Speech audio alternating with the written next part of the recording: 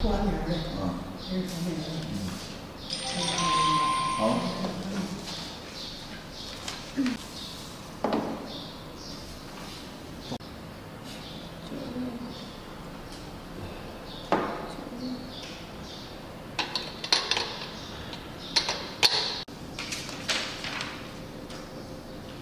3月12号是豆粕，买妈妈对吧？3月11号豆粕能做？你快看一下子，吃亏没吃别人身上，吃点亏吃点亏吧。双方这硬抠没抠出来毛病。不是没抠出来毛病，咱讲话了，亲亲财财，咱不得对一遍吗？对不？完事儿我好给你转账啊。昨天上午我们两个去的厂里，然后跟强哥已经把那个饲料款，还有豆粕的钱都已经结算清楚了，然后一共赊了10个月嘛，3张单子，但是这里边有这个已经出栏的大牛的这个就是用的料，还有后来买的小牛，还有母牛的料，然后今天上午我们两个又仔仔细细的把这个料大概的区分了一下，哪个是大牛的，哪个是小牛的。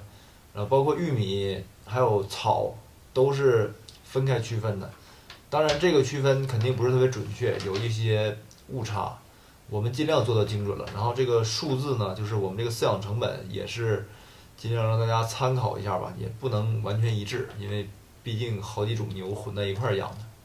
第一项大头就是我们家的苞米，我们是按10个月，然后每头牛大平均是2400斤，然后我们最近买苞米的价格都是1块1毛8，1块1毛6。当然了，之前有过一次贵的，1块4毛5买的，然后我们全部都按平均1块2来计算。每头牛的花费是2880块钱，然后乘以50头牛，一共是144000块钱。这就是这个饲养成本里边最高的一个部分了。对，每年都是这个玉米的价格是比较多的。然后再下来就是饲料大牛为了浓缩料还有这个颗粒，浓缩料大概16吨左右，就是也会有一点误差，大体16吨左右。然后那个颗粒是几吨？颗粒是6、7吨那样，7吨那样。7吨那样的。然后他们两个合在一块儿的总费用是69817块钱。对，这个是给强哥结的这个大牛的饲料款。这我们已经做到精准了。然后，小牛回来的时候有拉骨架的料，包括现在也喂的那个育肥的料，然后把前期都扒拉开了。然后这个呢也是仅供大家参考啊，因为玉米啊、浓缩料啊、豆粕啊这3种都是混合在一起的。接下来就是豆粕了，豆粕我们是和这个浓缩料是一样的，因为他们两个配比是1比1，他们俩是一样的数量。然后豆粕一共花了65655块钱，这其中还要加1750的运费。因为每一次从厂里拉过来，有的时候100，有的时候200。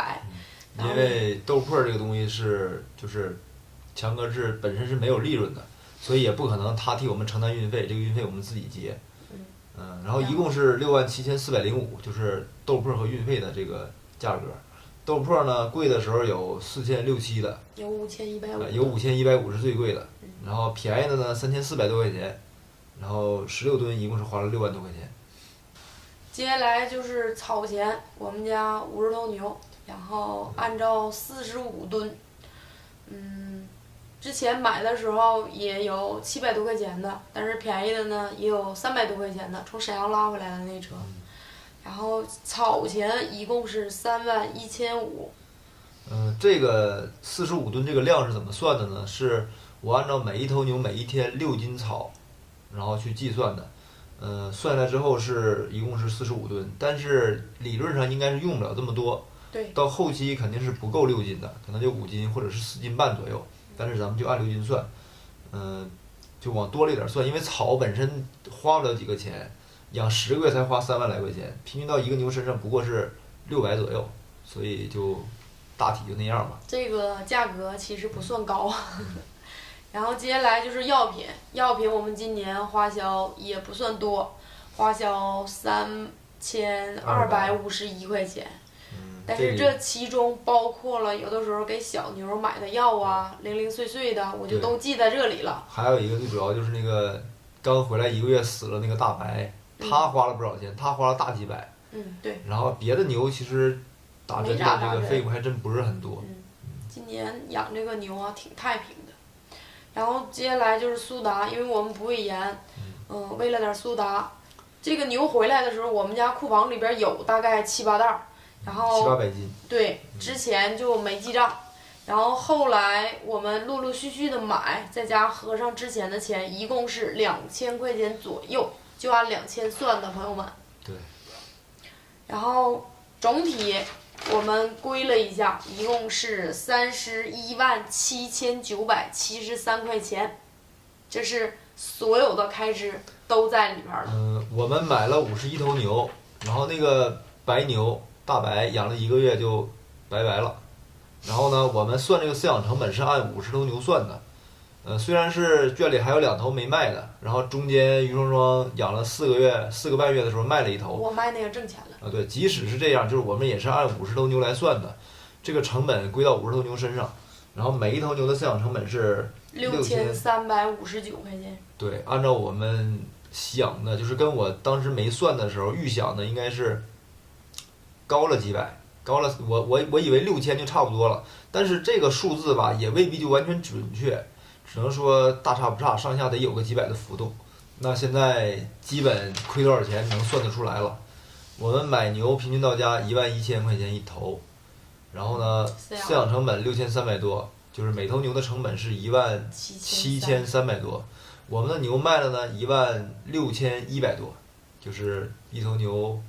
亏损1200多，这是卖了46头，这46头亏这些钱，然后像那个死了大白亏的比较多，亏了得1万左右，11000，12000，亏12000，还有药呢，对吧？还有药呢，亏12000，然后呢，掰腿的那个要亏6000到7000左右，然后于双双中途卖那头呢赚了2000左右。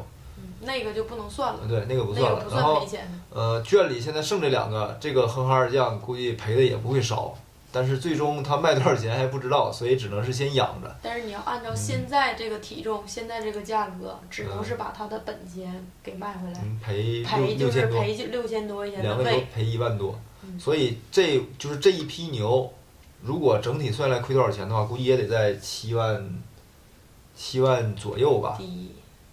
一头牛平均到1500呗。7万多，对，按1500算7万多块钱吧，大概是这样的。对。这就只能给大家一个苦笑了。没有办法，朋友们，就是现在只能是闷头的往前养。就是算这个账吧，也挺沮丧。说实话，越算越心酸呐。连着亏2年，你换成谁也不舒服。就是你别说亏钱，就你自己，10个月辛苦付出，然后最终得这么一个结果，谁也挺闹心。人也累了，对吧？钱也花了，然后最后还得亏点儿，不甘心，又无奈。去年上批赔了7、8万，然后这批还赔7、8万。2年15、16万。然后我现在都不敢想，说圈里的那些牛能卖到一个什么样的价格。现在就是养殖户、养牛户对于行情毫无信心。就这个牛可能现在成本，就我养出栏成本可能不算高了，12块钱成本也亏钱。现在我们家圈里那批牛，我预期的成本是11块5左右，我们仍然没有信心，仍然是抱着这个可能会亏钱的这个想法，因为毕竟这个行情是不稳定的，太不行了，不确定因素太多了，而且双双现在还了玉米的钱，因为我之前玉米也欠的钱，还了厂里强哥的钱。我现在跟大家说句实话，我买下批小牛的钱都所剩无几。但是好在是什么呢？好在是大牛便宜，小牛也便宜了。就是我们现在再去买这50头小牛呢，勉勉强强也能买回来。但是现在饲养成本比买牛的成本要高。然后这就是我们第3批牛的这个结束。核算成本就结束了。还是以亏损告终。很沮丧的结束了。努力想办法把这钱再挣回来，然后努力，下批牛争取赚一点儿。希望这个行情善待我们，希望我们圈里这50来头牛能小赚一点儿，起码能把这一批牛亏损的赚回来。老公，我干不动了。不是干不动了，是现在干的没有动力了，就是对，对这个工作对养牛已经没有那个激情了，确实赔钱，真是让你一点脾气都没有。再坚持坚持，我觉得往往是你临近放弃的那一下，就是最接近成功的时候。太大了。再等一等，然后分享这个数据给大家，希望大家能拿去参考，好吧？拜拜。